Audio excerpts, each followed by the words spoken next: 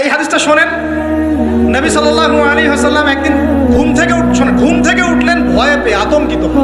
নবীজি ভয়ে পেয়ে আতঙ্কিত হয়ে ঘুম থেকে উঠে বলছেন, লা ইলাহা ইল্লাল্লাহ, লা ইলাহা ইল্লাল্লাহ, ওয়াইলুল লিল আরব, ওয়াইলুল লিল আরব মিন শাররি ক্বাদ ইকতারাব। আরব জাতির জন্য ধ্বংস, আরব জাতির জন্য ধ্বংস। কি ভয়ঙ্কর ফিতনা ধেয়ে আসছে ওদের দিকে, কি ভয়ঙ্কর ফিতনা ধেয়ে আসছে। এবং তিনি হাতের ইশারা করে দেখালেন এইভাবে যে আজকে, নবীজি বলছেন 1400 বছর আগের কথা, 1445 বছর আগের কথা, 1445 বছর আগে নবীজি বলেছেন আজকে, ওই সময় আজকে ইয়াজুজ আর মাজুজের যে দেয়ালের কথা মনে আছে? জুলকারনাইনের সময় দেয়াল, এই দেয়াল এতটুকু পরিমাণ খুলে দেয়া হয়েছে, এতটুকু পরিমাণ খুলে দেয়া হয়েছে 1400 কত বছর আগে। তখন তার স্ত্রী বলছেন, আনুহলিকু ওয়াফিনা সালিহিন, আনুহলিকু ওয়াফিনা সালিহিন ইয়া রাসূলুল্লাহ, হে আল্লাহর রাসূল সাল্লাল্লাহু আলাইহি ওয়াসাল্লাম, আমাদের মধ্যে ভালো মানুষরা থাকা সত্ত্বেও কি আমরা ধ্বংস হয়ে যাব? আপনি যে বলছেন ওয়াইলুল লিল আরব, আরবদের জন্য ধ্বংস। নবীজি বলছেন নাম, হ্যাঁ নাম, হ্যাঁ ধ্বংস হয়ে যাবে। ইযা কাসুরাতিল খাবাস, যখন নগ্নতা, বেহায়াপনা, অশ্লীলতা সমাজে রন্ধ্রে রন্ধ্রে ছড়িয়ে পড়বে, তখন আলেম জালেম সব ধ্বংস হবে। এই হাদিসটা অকাট্য হাদিস বুখারী মুসলিমের, মানে এটা সহিহ, এটা বিষয়ে কোনো সন্দেহ নেই। তাহলে নবীজি 1445 বছর আগে বলছেন যে আরবদের জন্য ধ্বংস ধেয়ে আসছে, এবং দেয়াল এভাবে খুলে দেয়া হয়েছে। কাদের দেয়াল? ইয়াজুজ আর মাজুজ। আর ইয়াজুজ আর মাজুজের সাথে আরবদের ধ্বংসকে সম্পর্কিত করা হলো না? ইয়াজুজ আর মাজুজের সাথে আরবদের ধ্বংসকে সম্পৃক্ত করা হলো এবং বেহায়াপনাকে সম্পৃক্ত করা হলো, তাই না? বুঝতে পারছেন? আরব জাতির ধ্বংসের সাথে ইয়াজুজ মাজুজকে কানেক্টেড করা হলো এবং অশ্লীলতাকে, কি বলেন, অশ্লীলতাকে কানেক্টেড করা হলো। এখন আপনি চিন্তা করে দেখেন, সারা বিশ্বে পর্নোগ্রাফি কারা ছড়িয়ে দিয়েছে? বলেন দেখি, পর্নোগ্রাফি কি বেহায়াপনা না? সমাজের ইযা কাসুরাতিল খাবাস, যখন সমাজের রন্ধ্রে রন্ধ্রে বেহায়াপনা ছড়িয়ে পড়ে নাই? মিলান, হাদিসটা মিলান। সমাজের এই মেয়েদের, এই যে ফ্যামিলিস্ট রেভলিউশন কারা ছড়িয়ে দিয়েছে? ফ্যামিলিস্ট রেভলিউশন কারা ছড়িয়ে দিয়েছে? ওরা। সমাজে মেয়ে ছেলে একসাথে চলবে একই পোশাকে, কারা ছড়িয়ে দিয়েছে? সমাজে মেয়েদের বেপর্দায় চলার এই সংস্কৃতি কারা ছড়িয়ে দিয়েছে? মাদক আর সুদের সংস্কৃতি কারা ছড়িয়ে দিয়েছে? জেনা, ব্যভিচার, পর্নোগ্রাফি, এগুলো কারা ছড়িয়ে দিয়েছে? এটাই ওই যে খুলে দেয়া হয়েছে। এটা আমার ব্যাখ্যা, এটা আমার বুঝ। পৃথিবীর এমন কোন রাষ্ট্র বাকি রাখে নাই তারা এগুলো ছড়াতে, এমন কোন রাষ্ট্র বাকি নেই। তাহলে সব জায়গায় ছড়িয়ে পড়বে না ইয়াজুজ মাজুজের ফিতনা? ছড়িয়ে পড়েছে। আল্লাহ পাক আমাদেরকে এই সীমা গোলক ধাঁধা থেকে হেফাজত করুন, আমিন। আমাদের সংস্কৃতি নিয়ে আমরা বুক ফুলে বাঁচবো ইনশাআল্লাহ, আমাদের সংস্কৃতি নিয়ে আমরা চলবো ইনশাআল্লাহ। আমাদের কোরআন আছে, হাদিস আছে, আমাদের নবী আছেন, আমাদের সাহাবীরা আছেন, আমাদের দিন আছে ইনশাআল্লাহ। আমাদের অন্য কাউকে প্রয়োজন আছে? এই যে প্রযুক্তিগত কথাগুলো বললাম, একটু মাথা খাটান, এগুলো আমরাই তৈরি করতে পারবো ইনশাআল্লাহ। সব ঢেলে সাজানো যাবে ইনশাআল্লাহ তাআলা। আল্লাহ পাক আমাদেরকে বোঝার তৌফিক দান করুন। আল্লাহ পাক আমাদেরকে আপোষের এই ফিতনা থেকে হেফাজত করুন। ভাইয়ে ভাইয়ে মারামারি লাগিয়ে দিয়ে নাকে তেল দিয়ে ঘুমায় ওরা ভাইয়ে ভাইয়ে মারামারি লাগিয়ে দিয়েছে, ভাই ভাই, মুসলিম মুসলিম, ভাই ভাই, ওরা এখন মারামারি কর, আমরা নাকে তেল দিয়ে ঘুমাই। এই হলো অবস্থা। আর আমরা বুঝতেও পারছি না যেটা আমরা ওদের ষড়যন্ত্রের মধ্যে পড়ে গেছি। আল্লাহ আমাদেরকে মাফ করুন। আল্লাহ সুবহানাহু ওয়া তাআলা আমাদেরকে খেলার ছলে সৃষ্টি করেন নাই, তাই করেছেন কি? আল্লাহ সুবহানাহু ওয়া তাআলা এই পুরো মহাবিশ্ব, আসমান জমিন, সাত আকাশ, এই পৃথিবী, জিন ও মানব জাতি, এই সব কিছুই একটা মহৎ বিশাল উদ্দেশ্যকে সামনে রেখে সৃষ্টি করেছেন। আল্লাহ পাক কিন্তু খেলার ছলে এগুলো সৃষ্টি করেন নাই। আপনারা একটু আমার সাথে মনোযোগ দিবেন, তাহলে আলোচনা করে মজা পাওয়া যাবে ইনশাআল্লাহ। খেলার ছলে আল্লাহ পাক কোনো কিছুই সৃষ্টি করেন নাই। উদ্দেশ্যটা কি? উদ্দেশ্য হচ্ছে, আল্লাহ পাক বলছেন সূরা মুলকের মধ্যে, কোন সূরা? সূরা মুলক আমরা রাতের বেলা তেলাওয়াত করার অভ্যাস করব ইনশাআল্লাহ। এটা গুরুত্বপূর্ণ আমল এবং সুন্নাহ।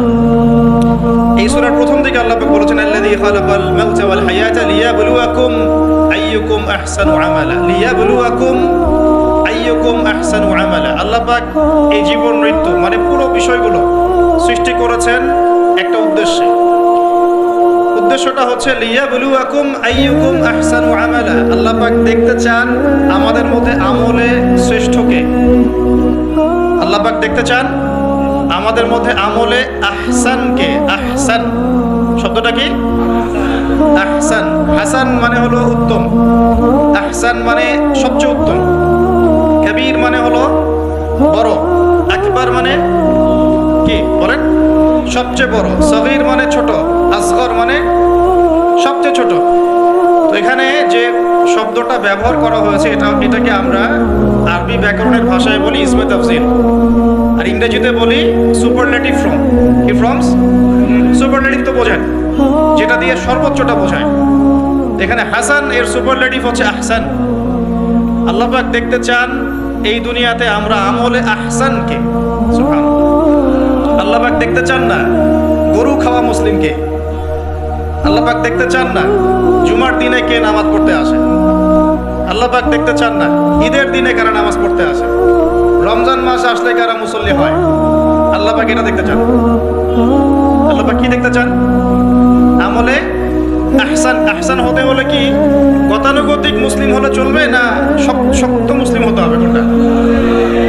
মুসলিম এখন বাংলাদেশে মোটামুটি দুই প্রকার। একটা হচ্ছে সুবিধাবাদী মুসলিম, আর একটা হচ্ছে প্রকৃত মুসলিম। সুবিধাবাদী মুসলিম কেমন? নামাজও পড়বো, সুদও খাবো, আমি যাকাতও দিব, এদিকে ঘুষও নিব। ধরেন যে বছর বছর হজ উমরা করলাম, আবার অন্যের সম্পদ আত্মসাৎ করছি, মানুষের উপর জুলুম করছি। মানে যে অংশটুকু পালন করতে আমার কোনো সমস্যা নাই, ওই অংশটুকু আমরা পালন করতে কোনো সমস্যা মনে করি না। আর যে অংশগুলো পালন করলে আমার দুনিয়ার ক্ষতি হয়, দুনিয়ার স্বার্থ ক্ষুণ্ণ হয়, সেগুলো আমরা পালন করতে চাই না। এই ধরনের মুসলিমটাকে কি বলে? সুবিধাবাদী মুসলিম। ইংরেজি একটা সুন্দর শব্দ আছে, শব্দটা হলো Protestant version of Islam. Protestant version of Islam. যে প্রোটেস্ট্যান্ট খ্রিস্টান আছে, প্রোটেস্ট্যান্ট খ্রিস্টান, ওইরকম প্রোটেস্ট্যান্ট মুসলিম মানে সুবিধাবাদী মুসলিম। তো সুবিধাবাদী মুসলিমদের জন্য কি জান্নাত? মুসলিম কাকে বলে? মুসলিমের সবচেয়ে সেরা এক্সাম্পল আল্লাহ পাক কোরআনে যেগুলো দিয়েছেন তারা হচ্ছেন নবীগণ। তারা কারা? এবং সর্বশ্রেষ্ঠ নবীকে মুহাম্মদ রাসূলুল্লাহ সাল্লাল্লাহু আলাইহি ওয়াসাল্লাম। সেই সর্বশ্রেষ্ঠ নবী মুহাম্মদ সাল্লাল্লাহু আলাইহি ওয়াসাল্লামকে আল্লাহ পাক একজন নবীর দৃষ্টান্ত দিয়ে মুসলিম হওয়ার কথা বলছেন, মুসলিম হওয়ার উৎসাহ দিচ্ছেন। কিভাবে? সেই নবীর নাম হচ্ছে ইব্রাহিম আলাইহিস সালাম। আল্লাহ পাক সূরা বাকারা পড়ে দেখবেন, শুরুর দিকে আছে, প্রথম পারার একদম শেষের দিকে। আল্লাহ পাক বলছেন বা'দা আউযু বিল্লাহি মিনাশ শাইতানির রাজীম ইয ক্বালা লাহু রাব্বুহু আসলিম। হে নবী মুহাম্মদ সাল্লাল্লাহু আলাইহি ওয়াসাল্লাম, যখনই আমি আল্লাহ ইব্রাহিমকে বলেছিলাম আত্মসমর্পণ করো, বুঝুন কথাটা, যখনই আমি আল্লাহ ইব্রাহিমকে বলেছিলাম আত্মসমর্পণ করো, ক্বালা ইব্রাহিম বলেছিল আলাইহিস সালাম আসলামতু লিরাব্বিল আলামিন, আমি জগৎ সমূহের প্রতিপালকের নিকটে কি করলাম? আত্মসমর্পণ করলাম। এটা কেমন ছিল আত্মসমর্পণ? আল্লাহ পাক বলেছেন তোমার স্ত্রী এবং সন্তানকে রেখে আসো। কোথায়? কোথায়? জনমানব শূন্য জায়গায়। তখন কাবা ঘর নির্মাণ হয় নাই, সেখানে খাবারও নাই, পানিও নাই। ইব্রাহিম আলাইহিস সালামকে বলেছিলেন যে আল্লাহ আপনার এই আদেশের পিছনে যুক্তি কি, দর্শন কি, বিজ্ঞান কি? বলেন তো দেখি। ইব্রাহিম আলাইহিস সালাম কি আঙ্গুল তুলেছিলেন আল্লাহ পাকের আদেশের উপরে? এটা হলো মুসলিম।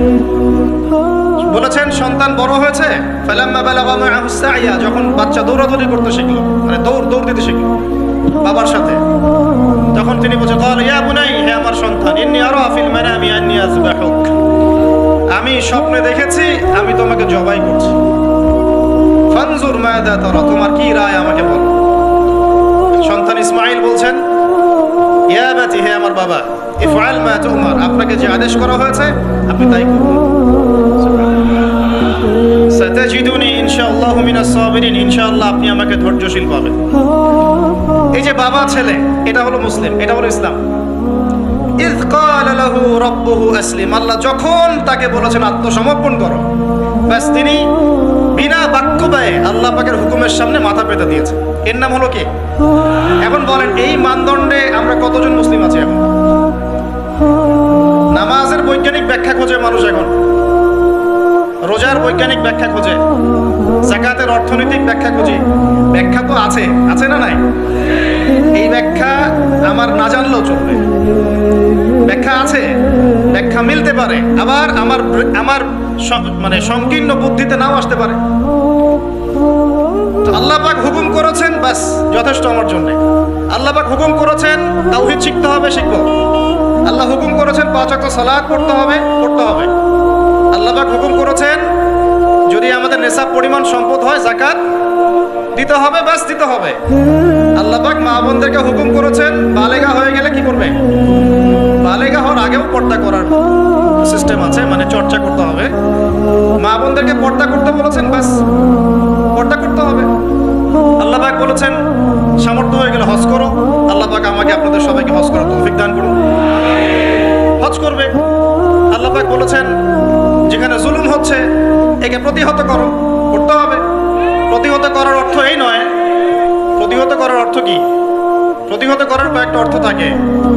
সামর্থ্য থাকলে হাত দিয়ে, সামর্থ্য থাকলে কি দিয়ে? আপনার কি সে সামর্থ্য আছে? বাস নাই। ওয়াইল্লাম ইয়াস্তাতি, যদি না পারো ফাবি কি লিসানিহি, ফাবি লিসানিহি, জবান দিয়ে কথা বলেন। আপনার কথা বলার স্বাধীনতা নাই? আছে তো? সত্যি আছে? মাশাআল্লাহ। আচ্ছা, তাহলে জবান দিয়ে বলবেন। তাহলে কি বলবেন? জবান দিয়ে বলবেন, যতদূর পারেন বলবেন। আর ওয়াইল্লাম ইয়াস্তাতি, যদি এটাও করতে না পারো তাহলে ফাবি কলবিহি, অন্তর থেকে ঘৃণা করো। ঘৃণা কি আছে? লিযালিকা আদওয়াফু মিনাল ঈমান, এটা হলো ঈমানের সবচেয়ে নিচু অংশ। এরপরে ঈমানের কোনো অংশ নাই। মানে অন্যায়, অবিচার, জুলুম, পাপাচার দেখেও যাদের মনের মধ্যে ঘৃণাও আসছে না, আমরা আর মুমিন নাই। সত্যি কথা,